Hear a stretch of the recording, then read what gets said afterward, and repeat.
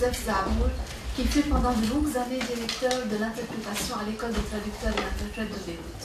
Cette salle, qui nous sert en général de salle de conférence, peut parfois aussi servir de classe, comme c'est le cas aujourd'hui, puisque derrière les vitres que vous avez devant vous, sont assises nos étudiantes en interprétation, en train de s'entraîner en interprétation simultanée, en cabine muette, sous la diligente supervision de leur professeur. Nous nous réunissons ce soir autour de Léa Salamé qui, quoique très jeune encore, a fait des pas de géant dans le monde du journalisme. L'histoire de son ascension vers le succès ne peut qu'être source d'inspiration pour nous tous. Cet événement, nous l'organisons avec la fondation présidée par Mme Maïchedia, que j'ai le plaisir d'accueillir et de saluer tout particulièrement pour tout ce qu'elle a fait et tout ce qu'elle continue à faire pour le métier qui est le sien. Cet événement, nous l'organisons également avec l'Association francophone de journalisme que préside Elsa Yasbik-Shalabati, qui se trouve être par la même occasion notre collègue, puisqu'elle est directrice de l'interprétation à l'école de traducteurs et d'interprètes. Je ne peux ici m'empêcher de vous dire combien nous sommes fiers à l'équipe de nos anciens et de nos anciennes, qui, comme Elsa, sont aussi des histoires de succès. Sortie des bancs de l'équipe, Elsa a continué ses études en master de journalisme en partenariat avec l'IFP Panthéon-Assas et le CFPJ de Paris pour devenir aujourd'hui non seulement responsable à l'école, mais aussi un visage connu et aimé de la télévision.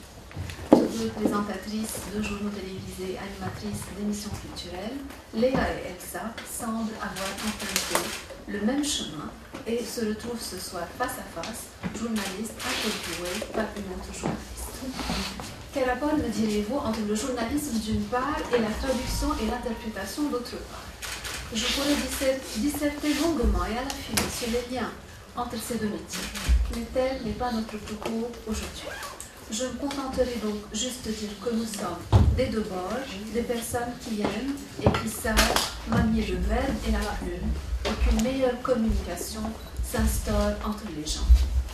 D'ailleurs, c'est en partant de ce rapprochement que nous avons lancé, il y a quelques années déjà, un master en traduction formant des professionnels que nous appelons traducteurs-rédacteurs.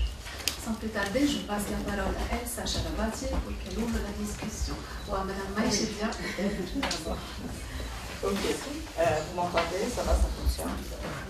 Ça va. J'avais dit à Elsa que j'allais peut-être lire la bio un peu de notre chère jeune collègue, Léa Salamé, dont je suis vraiment fan. Et la première communication entre nous, je lui ai envoyé un message sur Facebook, bien qu'on n'était pas vraiment des amis sur Facebook, parce que moi je suis une téléspectatrice fidèle de l'émission On n'est pas couché.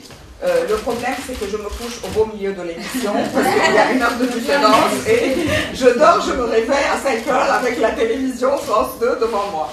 Mais bon, c'est quelqu'un qui a beaucoup de tact. Et puis, j'ai l'impression qu'il ne faut pas lire toute cette introduction, parce que je crois que toutes les personnes ici qui m'ont répondu présentes savent très bien qui est Léa Salamé, et si elles ont été attirées par le fait de venir aujourd'hui même, bien qu'on ait sollicité leur présence il y a juste 4 jours en un temps record, quand j'ai appris que Léa venait au Liban, parce qu'on devait m'interviewer sur RFI.